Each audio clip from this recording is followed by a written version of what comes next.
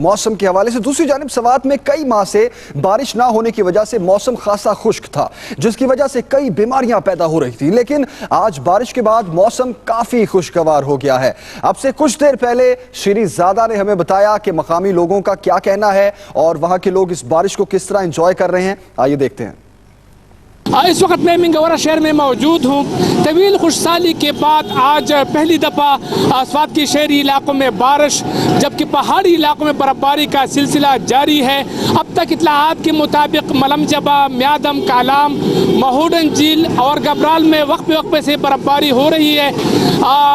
بارش ہونے کے بعد لوگوں میں خوشی کا جو ہے نا لہر دوڑ گیا ہے۔ اس حوالے سے ہمارے ساتھ کچھ لوگ موجود ہیں، مقامی شہری موجود ہیں، ان سے جانتے ہیں کہ اس حوالے سے وہ کیا کہتے ہیں۔ بہت بیماری تھی، اسی وجہ سے بارش نہیں ہوئی، تو شکر ہے، ہم اللہ کا شکر ادا کرتے ہیں کہ بارش ہو گئی ہے۔ یہ بالکل صحیح کہہ رہے ہیں کہ کافی عرصہ بعد یہ بارش اور برف باری کا سلسلہ شروع ہو گیا ہے۔ اس وقت چونکہ بارش کے بعد سردی کی شدت میں اضافہ ہوا ہے، تو بڑی تعداد میں لوگوں نے گرم کھانوں پر جو ہے نا وہ ٹوٹ پڑے ہیں۔ مچھلی، چپلی کباب اور دیگر گرم کھانے جو ہے نا وہ کھا رہے ہیں۔